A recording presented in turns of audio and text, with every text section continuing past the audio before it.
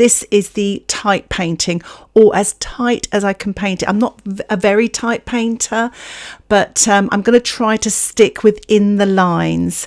And one of the ways of painting more tight, and maybe you call it more realistic looking, is to use smaller brushes and to build up slowly, working light to dark and allowing each layer to dry in between as well, and taking your time. You're going for more details and you're not throwing water at it. So I'm really being careful here, applying the paint onto the damp surface and then working light to dark with this gorgeous opera rose. I'm also using quinacridone magenta, and as you can see here, I'm dropping in a little ultramarine. I'm also using violet, and they're the main colours that I'm using for the actual petals of the Foxgloves. This is my size 6 round brush. I'll be using a size 6 round and a size 4 round brush for the tighter version of these Foxgloves, and I'm working in the inside of the flower here, working my way around the sort of edge here, inside that edge. Working wet on dry, I rinse my brush, take the excess off on that paper towel to control the amount of moisture on my brush, and then push up to that paint there, moving the paint and blending it. And then I'm dropping paint now, a little bit of pink, wet into wet, adding a little bit of ultramarine as well now, painting that wet into wet. But everything's under control here. I'm using the paper towel to control the amount of wetness that's on my brush. The wetter you're painting, the more out of control it is. So if you want a tighter painting, you really want to control that brush and use smaller brushes. Larger brushes hold lots more paint, so you may feel more comfortable with a smaller brush, especially if you're a little bit more of a realistic painter, for want of a better sort of phrase. When you're starting out in watercolour, you may not know what sort of artist you want to be, how you want your paintings to look, but sometimes I find, especially teaching for many years, students feel very comfortable painting like this. They're learning all the techniques, and I always say to my students, when you learn all the rules, which you need to do in watercolour just to get yourself familiar with them, understanding why things happen, you can then break all the rules. And that's not sort of strict rules, but there's just those sort of things to understand why watercolour do those things. I always say to my students, work light to dark, wait for things to dry, etc. But once you're familiar with that, understanding, how wet your brush needs to be, etc., you can then start to experiment. And that's what we'll be doing later on in this tutorial. I'll be painting these Foxgloves again, but in a much looser style. So I am painting in here the quinacridone magenta with my size 4 brush. It's a little bit thicker, and I'm painting this damp into wet to show the sort of marks on the outside petal here, and painting darker values on the outside edge and also in the middle there as well. I'm mixing up some ultramarine here with the quinacridone magenta. It's quite a creamy wash, and I'm painting this damp into damp now with my size 4 brush. So right at the sort of base of this flower here, it is darker, as you can see from the reference photograph. So I'm trying to be as tight as I can. I'm actually quite a loose painter, so actually it's quite tricky for me to be tight, but it's really helpful using a smaller brush and also using the paper towel to sort of control the amount of paint I have. I don't often use the paper towel in this way, but I know many artists do. And to be a good teacher in watercolour, you've got to try to look at all the sort of aspects of how people paint in watercolour. I notice how my students paint over the years, and I want to show you that as well. There's not just one way. One of the ways, though, of actually helping you to paint more realistic paintings is actually sometimes to use pans, because pans don't give you too much paint, so it gives you more control. Now I'm actually using pans here, but some of the pans, like the ultramarine, now I've actually squeezed tube paint now into that because I've run out of the Sennelier paint. I'm also using quinacridone magenta, which is at the top of my palette there as well. So some of these paints are tubed paint, but they have dried off a little bit. I sometimes spray my paints as well before I start using them again, even tube paint, just to kind of wake them up a little bit. So as you can see here, I'm working around the second foxglove here, again working sort of in the center and now painting the top part. I've actually wet the surface and I'm dropping in the paint. This is Opera Rose wet into wet. If you don't have Opera Rose, you can use permanent magenta. And if you'd like a full list of all the materials, the colors and alternative colors I'm using, please see the description below. I'm dropping in a little bit of the magenta here with a touch of the ultramarine. It's slightly thicker.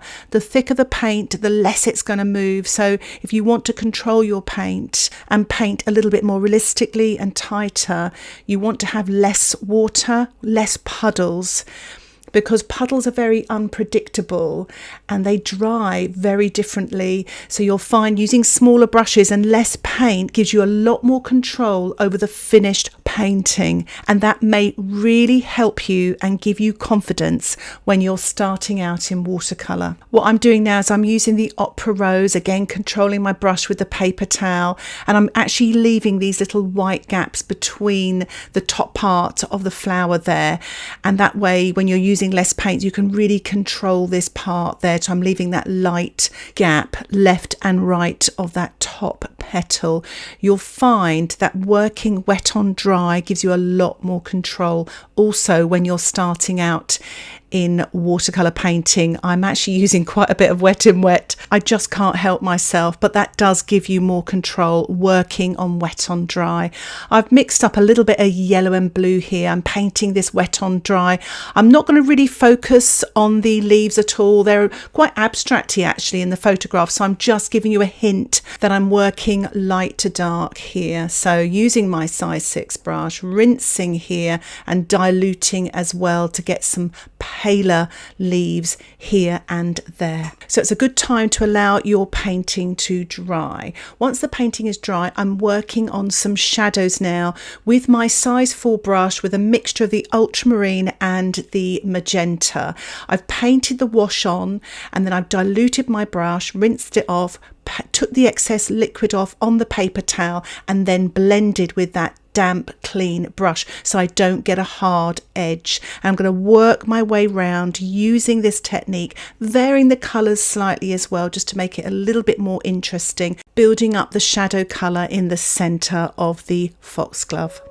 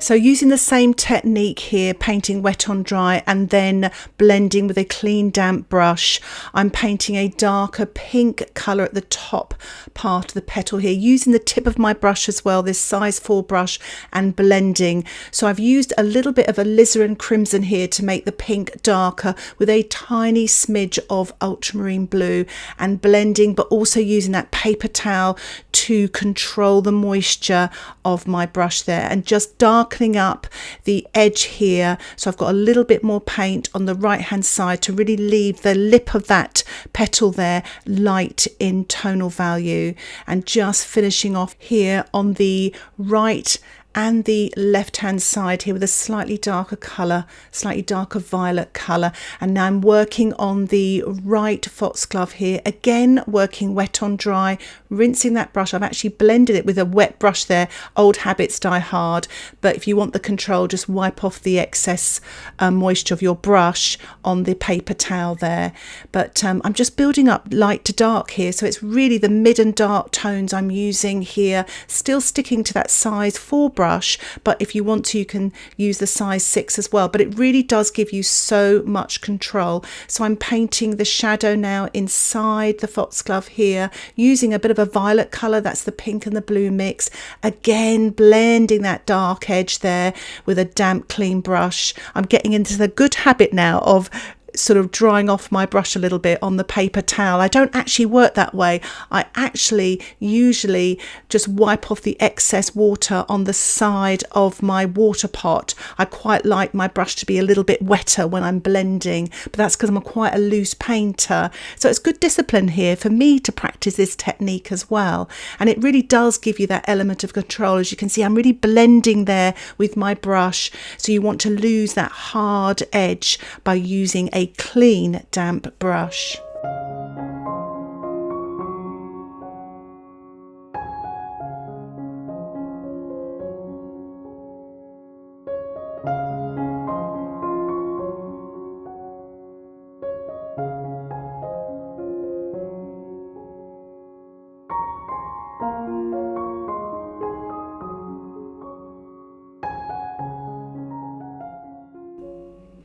So I'm painting some of the leaves here, just with a slightly darker green, that's the ultramarine, and I'm actually using a little bit of quinacridone gold, but you can stick to yellow if you like, and it's just to paint in some of the details. But as I said earlier, I won't go into too much detail with the leaves. I'm just really focusing on the foxgloves, but it's just quite nice to balance this out.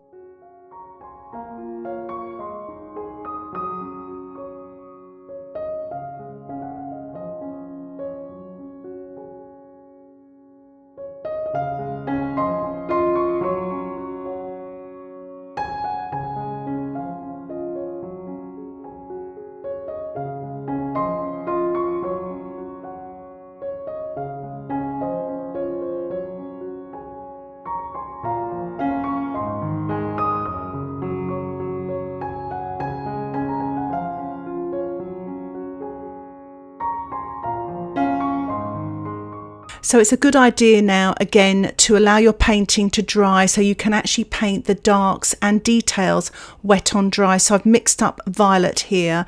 You can use ultramarine and pink. I've actually put a tiny bit of quinacridone gold in there, but you could put a little bit of burnt sienna. It's just to take the brightness of the violet there. And I'm painting these markings wet on dry with my size 4 brush, trying to vary the marks as well. There's a tremendous amount of control painting in this style, and you can really sort of think about what you're doing, because you can answer the door or make a cup of tea and come back and nothing will change, because everything's wet on dry here and it's all the darks and the details. So I'm painting and doing the same thing with the right hand foxglove here, painting smaller marks which are similar to the ones in the photograph, and then painting darker marks as well. So it's a good idea again to allow your painting to dry. So when you're painting in this more tighter style of painting, it's always a good idea to allow your painting to dry in between stages. It gives you so much more control. So I'm painting here a little bit more shadow colour, wet on dry, and again using that clean damp brush and just blending. I'm also trying to describe the sort of differences between each petal. So I'm painting a little bit more shadow where one petal overlaps the other as well. It's a really nice technique for doing that. But there's a lot of rinsing the brush and taking the excess liquid off on the paper towel there. That really gives you this control and allows you to describe these foxgloves, hopefully in a relaxed manner, so you don't feel too stressed here. So as you can see, I'm describing that petal there overlapping the other by using some shadow colour, which is the Ultramarine with a touch of pink with a tiny touch of yellow. It can be the quinacridone gold or any other yellow will do. And I'm just blending again with a clean, damp brush. So this is my second demonstration. It's the loose painting. So I'll be doing a lot more wet in wet technique. So I've sketched it out with an HB pencil. Nothing is different there. I'm using the same paper. That's the Cartridge paper, which has got more of a hot press surface, and it's the Concertina sketchbook. And you'll find a link for that in the description below. The difference here is I'm using a size 8 brush. So I've gone bigger with my brush. This is quite a small painting. So size 8 brush is quite a big size. It's only A5, the booklet here, so it's quite, and also the drawing is quite small as well. So I'm trying my best to sort of get the detail, but at the same time I want to be nice and loose. So I'm using that pink. I'm painting wet on wet. I'm actually dropping in some creamy violet here, damp into wet, to paint that sort of shadow colour. But you're not going to see as much sort of blending and rinsing as I was doing before. I'm going to allow that sort of wet on wet to sort of let it bleed out itself to create that effect there. So I'm just painting the shadow across here. I'll be using this size 8 brush from start to finish. You can see there, instead of me wiping the brush onto the paper towel, I actually pushed in some water there, just water from my water pot, and pushed it up to the shadow colour there. So that should create some really nice, interesting effects. Sometimes it creates backgrounds and cauliflowers, and that's when a wet liquid, that could be the water or the paint, runs into a drying liquid, i.e. the paint. So you may get some exciting cauliflowers. The difference I find with this is that it does look very loose, almost dreamlike, out of focus even, but I do find the colours look a little bit fresher, more vibrant, and I think it's because you are allowing them, you're not really fussing with them too much, you're just allowing them to blend and bleed and do what they like. However, there is, it can be scary, this style of painting, for a beginner. So I say an ideal place to paint like this is in your sketchbooks. But as I said at the beginning, you want to learn all the rules, then break all the rules. And what I'm doing here is I'm actually putting sort of creamier paint on and then dropping in wet water in there to create lighter areas. And I'm actually painting sort of slightly thicker paint here and letting it run into my sort of wet paint there, just seeing what happens. And I'm blending a little bit of a darker pink at the back of that petal there as well. I'm not actually using watercolour paper, even though this is 140 grams. I find that the paint dries extremely quickly, and I was trying to blend that sort of pink hard edge mark there on that top petal, but it wasn't having it, and it doesn't like to be messed around with this paper. What I do like about that though, it disciplines you. You just sort of paint once and you don't worry about your mistakes, because if you try to remove your mistakes and lift off, it could actually really damage the paper. So it really disciplines you. So I'm being disciplined here as well. As you can see here, I'm painting on very thick creamy paint. This is literally straight from the tube with my size 8 brush onto that damp surface. So it's not even damp into damp, it's literally tubed paint onto a damp surface to make sure the paint doesn't move. I'm using some violet Brusho and I'm sprinkling that onto the damp surface. And if the surface is dried a bit, you can use your spritzer bottle to reawake the Brusho, and I'll put a link in the description below of a tutorial I made all about Brusho. I'm also sprinkling a little bit of salt here, but just to let you know, the salt didn't really work that well. So I'm just using a watercolour pencil now, so it's a little bit of mixed media, and I'm drawing on the marks on the petals and the gaps between each petal, the dark gaps there as well. So that's been fun to do. And to stop me from tightening up, I'm spattering as well onto the damp surface, and while the salt hopefully is working there, I have wet the sort of centre part of the right hand foxglove here, and I'm painting the top petal here, wet on dry, and dropping in some water there. So you notice I'm not using the paper towel as much. I did use it a bit there, but I'm actually using the water. My brush is a lot wetter to push the paint around a little bit. and to create some lighter areas. I'm dropping in some violet here, wet into wet, still using my size 8 brush.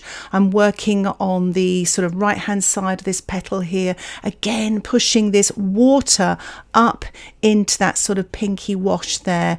And this is the normal way that I work. I've got used to working like this way for years, so it's almost bad habits in a way, but it is useful to control your brush though using a paper towel. So I'm painting a sort of darker side of this petal here on the left hand side, painted a dark mark with the magenta and blue, and adding water, and again pushing that watery brush up into that paint there, letting it run down and sort of really playing around with very wet watery paint, very different from what I did previously with the tighter version. As you saw there, I've used a sort of emery board and a watercolour pencil. It's especially for those of you that don't have Brusho, you can rub your watercolour pencil against the emery board and the pigment falls onto the damp surface. I'm also using the watercolour violet pencil to create the marks there as well onto the damp surface, and I'm also using the pencil to draw into the wet surface above there to create some of those yummy marks. I'm now using a fully loaded brush of water and pushing the paint here up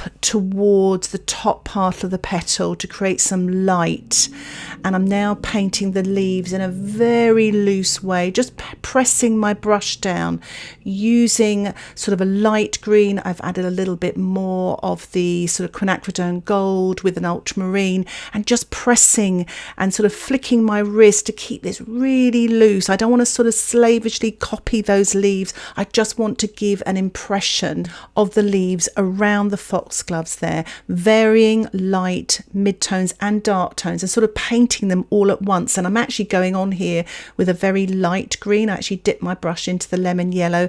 I'm just painting that on, sort of damp into damp onto the leaves there. And now I'm dropping in some darks with a mixture of Payne's grey and quinacridone gold on top of that wet or even damp paint. So I'm going to allow my painting to dry just to build up a little bit more darks and details on the Foxgloves. I always find I overdo it a little bit with the Brusho, especially in a small area like this. So I'm just tidying up here, working wet on dry, just painting on some violet watercolour in some of those areas just to kind of clarify some of the marks where the Brusho escaped. I'm sort of joining them up.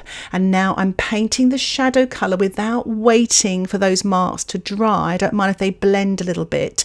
So I'm using some violet with a tiny touch of quinacridone gold and just blending this in so it will actually blend those marks as well. But I don't mind because I like to keep it really nice and loose. Now when you're painting loose, there are still rules. What you don't want to do is keep going back over things over and over, because it can get muddy and you don't want it to get muddy. So really restrain yourself from sort of overworking your picture. Remember, in watercolour, less is more. I'm just dropping a little bit of dark violet here on the right hand side and sort of blending with my wet brush. I'm going to do the same thing here with the right Foxglove, just to build up a little bit more shadow here and softening with the wet brush, not the damp brush. It's more wet. It was a lot more damp when I was painting the more tighter watercolour. I had a lot more control because I was wiping my brush off on the paper towel. So I'm just finishing off some of the shadows here, finessing here with the sort of tip of my brush, and just blending with the wet brush straight from the water pot,